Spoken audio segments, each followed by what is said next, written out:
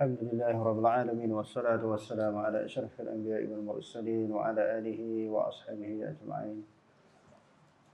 اللهم رب اشرح لي صدري ويسر لي أمري واحلل عقدة من لساني يفقهوا قولي.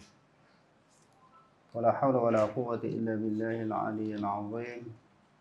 اللهم لا سهل إلا ما جعلته سهلا وأنت تجعل الحزن إن شئت سهلا. Rabbi yassir wa la tu'assir wa atmim bil khair, amma ba'd.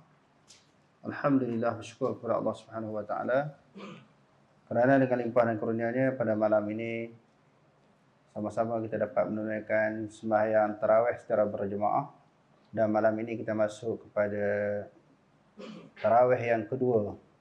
Ramadan yang pertama, tarawih yang kedua.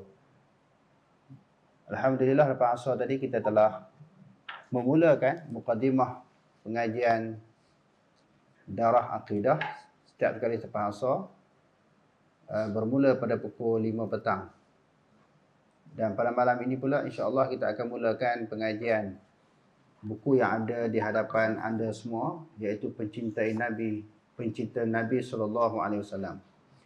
Cinta Nabi adalah merupakan sebahagian daripada ciri ataupun sifat orang yang beriman kepada Allah Subhanahu wa taala.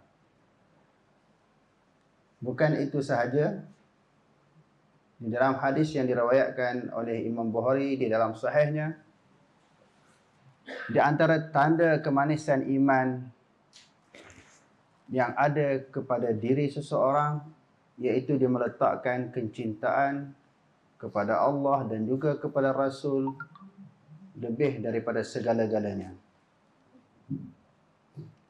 Salasun man kunna fihi wajada halawatal iman, an yakuna Allah wa rasuluhu ahabba ilaihi mimma siwahuma. 3 perkara Nabi kata, barang siapa yang ada di dalam dirinya, dia telah memiliki kemanisan iman. Iman yang bernilai di sisi Allah, dia ada kemanisan. Di antara ciri dan sifatnya adalah meletakkan kecintaan kepada Allah Subhanahu wa taala dan kepada Rasul lebih daripada segala-galanya. Allah Subhanahu wa taala berfirman di dalam Al-Quran, "Fa in tanaza'tum fi syai'in farudduhu ila Allah war Rasul." Jika sekiranya kamu berbeza pendapat di antara satu sama lain, kamu kembali kepada Allah, kembali kepada Rasul. Sebahagian daripada ciri dan sifat orang yang beriman yang lain, selain daripada apa yang kita sebutkan tadi, apabila berlaku tanazu', perselisihan faham di antara mereka tentang isu ataupun masalah yang berkaitan dengan agama, mereka kembali kepada Allah, yakni kepada Al-Quran, dan mereka kembali kepada Rasul, iaitu kepada hadis Nabi SAW. Hadis yang selalu kita dengar di dalam pengajian ataupun ceramah, Rasulullah SAW telah berpesan, aku tinggalkan kepada kamu 2 perkara. Taraktu fikum amrain lan tadillu ma tamassaktum bihima, kitaballahi wa sunnati. Aku tinggalkan kepada kamu 2 perintah ataupun 2 arahan. Kamu tidak akan sesat selama-lamanya selama mana kamu berpegang teguh dengan keduanya. Qul in kuntum tuhibbunallaha fattabi'uni yuhibbukumullah wa yaghfir lakum dzunubakum. Jika sekiranya kamu mencintai Allah, hendaklah kamu mengikut akan daku. Niscaya kamu akan dikasihi oleh Allah. Banyak sangat dalil daripada ayat-ayat Quran dan juga hadis Nabi SAW. Kita kena, selepas meletakkan kecintaan kepada Allah, kita kena mencintai Rasul lebih daripada segala-galanya. Dan disebut di dalam hadis yang diriwayatkan juga oleh Imam Bukhari rahimahullahu ta'ala, la yu'minu ahadukum hatta akuna ahabba ilaihi min walidihi wa waladihi wan nasi ajma'in. Tidak sempurna iman seseorang kamu sehinggalah dia meletakkan aku lebih dia sayangi, lebih daripada anaknya, lebih daripada ayahnya, anaknya dan seluruh manusia. Jadi secara kesimpulan, dalil daripada Quran dan hadis cukup banyak suruh cinta kepada Rasul. Sebab bila cinta kepada Rasul, dia membawa kepada cinta kepada Allah Subhanahu wa taala. Bila seseorang itu cinta Allah dan cinta Rasul, segala yang diperintahkan oleh Allah dituruti, dipatuhi. Begitu juga segala yang diperintahkan oleh Rasul dituruti dan dipatuhi. Bukanlah menunjukkan seseorang itu cinta kepada Rasul sallallahu alaihi wasallam sekadar ucapan luaran di sudut mulutnya sahaja. Ataupun tidaklah menunjukkan seseorang itu cinta kepada Rasul sallallahu alaihi wasallam bila menyampaikan sesuatu ucapan ataupun ceramah diselangi dengan selawat. Ceramah satu saat, Allahumma salli ala Muhammad. Ceramah 1 minit, Allahumma salli ala Muhammad. Belum tentu apabila itu ucapan kita menunjukkan kita cinta kepada Nabi SAW, selagi mana kita tidak mematuhi segala perintah Nabi, menjunjung tinggi apa yang diarah oleh Nabi SAW. Apa makna kita mengucapkan cinta kepada Nabi, cinta kepada Rasul, tetapi kita cuba tambah ajaran yang Nabi tak pernah bawa, amalan-amalan yang tak pernah Nabi lakukan, kita cuba tokok tambah seolah-olah amalan yang ditinggalkan oleh Nabi, ibadat yang telah ditunjukkan oleh Nabi SAW tak sempurna, tak lengkap lagi. Perlu ada satu tambahan lain. Kita cuba adjust ibadah ataupun amalan yang telah ditinggalkan oleh Nabi SAW. Seolah-olah Islam tidak sempurna. Nabi tidak pernah melengkapkan ajaran Islam sebelum kewafatan beliau. Terpaksa kita kena tambah pula. Allah Subhanahu wa taala berfirman, "Al-yauma akmaltu lakum dinakum wa atmamtu 'alaikum ni'mati wa raditu lakumul Islam madinah." Pada hari ini, yakni ketika ayat ini diturunkan, aku telah sempurnakan kepada kamu agama kamu, aku telah cukupkan nikmatku kepada kamu, aku telah redha Islam menjadi pegangan hidupmu. Islam telah sempurna tanpa perlu ditokok tambah. Mutakhir ini banyak sangat ajaran-ajaran yang ditambah, yang tak pernah ditunjuk oleh Nabi, diamalkan oleh Nabi, ditinggalkan oleh Nabi, ditambah konon-kononnya nak tunjukkan kecintaan kepada Nabi SAW. Kita khawatir, takut, bimbang tuan-tuan. Bila kita nak minum air telaga Kausar Nabi, kan Allah Subhanahu wa taala berfirman, "Inna a'tainakal kautsar." Sesungguhnya kami telah memurniakan, memberi kepada kamu telaga Kausar. Lebih kurang 15 tafsiran makna Kausar. Salah satu daripada tafsiran yang dikemukakan oleh ulama, iaitu Allah Subhanahu wa taala memurniakan telaga ataupun kolam Kausar kepada Nabi SAW di akhirat nanti. Barang siapa daripada kalangan umat Nabi Muhammad SAW dapat meminum air daripada telaga Kausar Nabi ataupun kolam Kausar Nabi, dia tidak ada kehausan selama-lamanya. Hadis yang diriwayatkan oleh Imam Malik di dalam Muwatta'nya, apabila sebahagian daripada umat Nabi Muhammad SAW nak pergi minum air telaga Kausar Nabi, tiba-tiba dihalau oleh malaikat. Suhqan. Malaikat kata, pergi berambus. Jangan kamu minum air telaga Kausar Nabi. Nabi SAW terkejut dan hairan. Lalu tanya malaikat, kenapa kamu halau umatku untuk minum? Sebahagian daripada umatku untuk minum air telaga Kausar. Lalu malaikat beritahu, kamu tak tahu wahai Muhammad, setelah peninggalanmu, mereka dah tambah ajaran kamu. Mereka telah pindah, mereka telah ubah suai ajaran yang kamu telah tinggalkan. Sesuatu ibadah, sesuatu amalan yang kamu tak pernah buat, mereka cuba adjust. Jadi kita takut tuan-tuan, kita dihalau oleh malaikat nak minum air telaga Kausar Nabi sebab cuba adjust apa yang Nabi bawa. Seolah-olah Nabi bawa sebagaimana yang disebutkan tadi tak lengkap, tak sempurna, tak okey lagi, perlu kepada ubah suai. Jadi banyak golongan ini di akhir zaman. Tetapi dalam waktu yang sama melaungkan slogan cinta Rasul, cinta Nabi. Tetapi di sudut perbuatan dan tindakan tidak menggambarkan mereka cinta kepada Nabi. Jadi oleh kerana itu, sebagai muhasabah untuk diri kita semua, jangan cuba tunjuk pandai di dalam urusan agama. Agama telah lengkap. Nabi SAW tidak pernah ubah apa yang diturunkan oleh Allah Subhanahu wa taala. Apa yang ada dalam Al-Quran itulah yang dilaksanakan oleh Nabi. Sebagaimana diturunkan oleh Allah, sebegitulah yang disebarkan oleh Nabi SAW. Tanpa sedikit pun tokok tambah daripada Nabi. Begitu jugalah golongan salafus salih. Mereka telah melaksanakan tugas menyampaikan dakwah ini kepada masyarakat tanpa ubah suai apa yang ditinggalkan oleh Nabi. Dan Nabi SAW telah bersabda di dalam satu hadis yang sahih, Al-ulama'u warasatul anbiya. Ulama itu adalah merupakan pewaris para nabi. Bukan semua ulama yang merupakan pewaris kepada Nabi, tetapi ulama yang bawa apa yang dibawa oleh Nabi SAW, menyebarkan apa yang telah ditinggalkan oleh Nabi SAW tanpa mereka mengadjust, mengubah suai, menekuk tambah ajaran yang telah ditinggalkan oleh Nabi SAW. Jadi pada malam ini buku yang ada di tangan sahabat-sahabat sekalian, kita nak bincangkan tentang kecintaan kepada Nabi. InsyaAllah dengan perbincangan, perbahasan yang ada di dalam buku ini dapat meningkatkan kecintaan kita kepada Nabi. Dengan itu insyaAllah kita dapat mengikuti seluruh ajaran yang ditinggalkan oleh Nabi. InsyaAllah juga kita memperolehi syafaat Nabi SAW.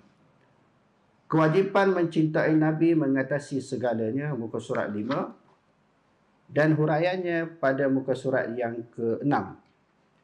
Sesungguhnya mencintai Nabi SAW merupakan asas kepada iman. Terdapat banyak teks wahyu yang menunjukkan kewajipan seorang hamba mencintai Nabi SAW melebihi cinta akan diri sendiri. Banyak sangat wahyu, kalau ditambah dengan hadis, terlalu banyak untuk kita bilang dan kita kira tentang perlunya seseorang mukmin itu mencintai Nabi lebih daripada diri sendiri. Dan perkara ini dibuktikan oleh para sahabat. Sanggup mengorbankan masa, tenaga, wang ringgit, harta nyawa mereka demi membuktikan kecintaan kepada Nabi. Di dalam satu peperangan, apabila orang Islam dan orang kafir sedang bergelut, dan orang Islam berhadapan dengan peluru-peluru daripada pihak musuh sama ada lembing, tombak dan panah, untuk mempertahankan tubuh badan Nabi SAW yang dicintai, sahabat sanggup tahan diri mereka menjadi benteng daripada peluru-peluru musuh. Akhirnya sahabat rebah mati kerana mempertahankan Nabi, sanggup mengorbankan, sanggup melukakan diri, sanggup berlumuran dengan darah sebagai bukti cinta mereka kepada Nabi. Bila mereka mati, adalah sebahagian daripada kalangan sahabat terlintas. Individu ini mungkin dia bunuh diri. Dia menempah bahaya. Dia menghadang peluru musuh daripada terkena kepada Nabi SAW. Dan Allah Subhanahu wa taala menurunkan firman-Nya, "Wa minan nasi may yashri nafsahu ibtigha'a mardatillah, wallahu ra'ufun bil 'ibad." Sebahagian daripada manusia sanggup mengorbankan dirinya kerana mencari keredaan Allah. Bila mempertahankan Nabi, maknanya mencari keredaan Allah. Mereka tak sanggup melihat Nabi derita susah payah. Kalau Nabi wafat, siapa yang akan meneruskan agama Islam, memperjuangkan agama Islam, menyebarkan dakwah Islamiah dalam keadaan agama Islam belum lengkap dan sempurna lagi? Cuba bayangkan tuan-tuan, sanggup mati kerana Nabi. Jadi menunjukkan sebahagian daripada bukti cinta dan sayang kepada Nabi lebih pada diri sendiri. Ibu bapa, anak isteri, harta benda dan seluruh manusia. Sesiapa yang melakukan sebaliknya, sesungguhnya dia telah mendedahkan diri sendiri kepada kesesaatan Allah, baik yang segera maupun lambat. Berikutnya saya sebutkan sebahagian daripada teks tersebut secara agak terperinci. Ada yang sanggup korbankan diri. Ada yang melebihkan Nabi lebih daripada anak sendiri, ibu bapa sendiri. Kan kita baca di dalam peristiwa hijrah, kan? Ada di kalangan ibu bapa sahabat tak nak makan sebagai protes, nak halang anak dia pergi hijrah. Anak dia kata, terpulanglah ibu ayah nak makan, tak nak makan, aku tetap nak pergi hijrah, nak bersama dengan Rasulullah SAW. Walaupun dites, diuji macam tu, tidak menghalang dan tidak mengurangkan sedikit pun kasih sayang mereka kepada Nabi SAW. Kewajipan mencintai Nabi melebihi cinta kepada diri sendiri. Al-Imam Bukhari meriwayatkan daripada Abdullah bin Hisham, semoga Allah meridai beliau. Sebab apa dia terjemah macam tu? Sebab radhiyallahu anhu. Kan Allah Ta'ala ajar kita, bila sebut nama para sahabat, kita sebut radhiyallahu anhu. Was-sabiquna al-awwaluna minal muhajirin wal ansar walladzina ittaba'uuhum bi ihsanin radhiyallahu anhum wa radu an. Bahawa beliau berkata, pernah suatu masa kami bersama Nabi SAW. Ketika baginda sedang memegang tangan Omar Ibn Khattab, lalu Omar berkata kepada Rasulullah, wahai Rasulullah, sungguh engkau lebih aku cintai berbanding dengan segala-galanya kecuali diriku sendiri. Dia ada asbabul wurud hadis yang kita bacakan tadi kan. La yu'minu ahadukum hatta akuna ahabba ilaihi min walidihi wa waladihi wan nasi ajma'in.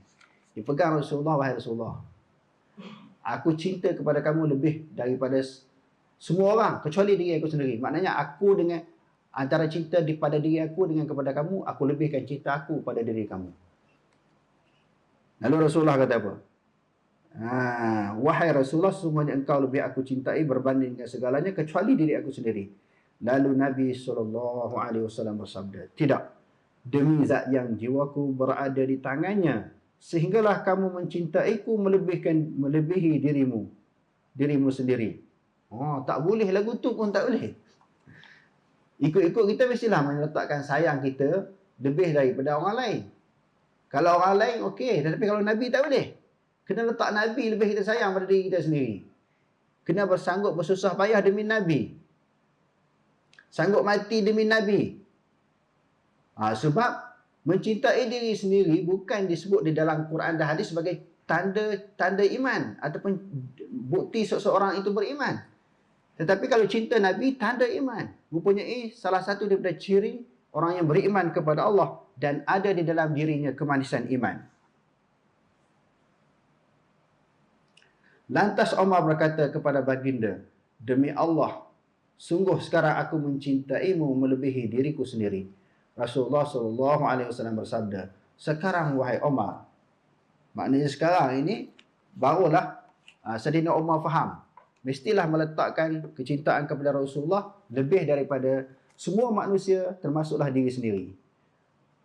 Al-Allamah Al-Aini berkata ketika menjelaskan sabda baginda. Allamah Aini ini, siapa dia? Seorang ulama besar dalam mazhab Hanafi. Kitabnya adalah Umdatul Qari, syarah kepada Sahih Bukhari. Kalau Fathul Bari, iaitu Ibn Hajar Al-Asqalani, dia dalam mazhab Syafi'i. Jadi Ibn Hajar juga menulis syarah Bukhari yang dikenali dengan Fathul Bari. Ibn Hajar ulama besar di dalam mazhab Syafi'i. Kalau Allamah Aini ulama besar di dalam mazhab Hanafi. Kita tengok di sini bagaimana ketika dia mensyarahkan hadis ini. Allamah Aini berkata ketika menjelaskan sabda Nabi SAW, iaitu tidak demi zat yang jiwaku berada di tangannya, sehinggalah kamu mencintaiku melebihi diri sendiri. Maksudnya tidak sempurna iman. Tak sempurna iman. Iman ada tapi tak sempurna. Kita ni berusaha kena menjadikan orang yang betul-betul beriman, orang yang sempurna iman. Bukan sahaja beriman kepada Allah. Tidak demi zat yang jiwaku berada di tangannya sehinggalah kamu mencintai melebihi diri kamu sendiri. Maksudnya tidak sempurna imanmu. Kata beliau lagi ketika menjelaskan sabda baginda SAW yang seterusnya, iaitu sekarang wahai Umar, maksudnya sekarang barulah sempurna iman. Setelah Sayyidina Umar meletakkan Rasulullah, lebih dia sayang pada diri sendiri. Jadi sebab itu sahabat sanggup berlapar demi Rasulullah, sanggup susah demi Rasulullah. Rasulullah pula dia lawan balik, dia balas balik. Dia lebih, bila sahabat membuat sesuatu kebajikan kepada dia, dia balas lebih daripada kebaikan yang disampaikan, yang dilakukan oleh sahabat. Di dalam peperangan Khandaq, Rasulullah dah beberapa hari tak makan. Peperangan Khandaq ini ataupun disebut juga sebagai peperangan apa? Ada nama kedua selain daripada peperangan Khandaq ni, ada satu nama lagi. Peperangan Ahzab kan? Dan dalam Al-Quran sendiri Allah Ta'ala ada surah yang disebut sebagai surah Al-Ahzab. Dalam hadis menyebut peperangan Ahzab ini ada peperangan Khandaq. Ahzab ini dua kabilah kafir bergabung, berkumpul untuk memerangi Rasulullah SAW dan para sahabat.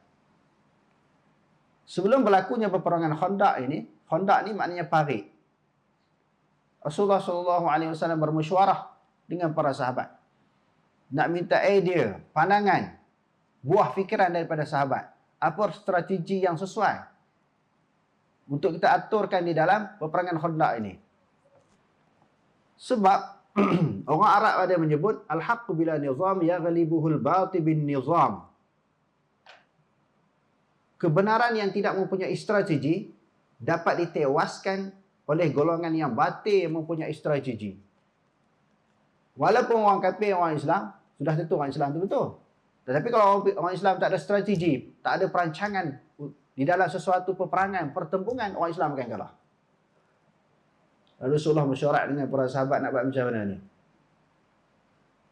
Lalu selepas beberapa orang sahabat mengemukakan pandangan, ditanya pula Salman Al-Farisi, kamu di Farsi sana berperang, bagaimana strategi yang kamu aturkan untuk berperang dengan pihak musuh?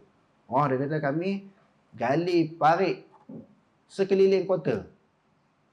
Bila orang kafir pergi mara dengan lajunya untuk menyerang orang Islam, dia akan terjatuh dalam parit tersebut ataupun dalam lubang tersebut, lalu kita panah ataupun kita tombok.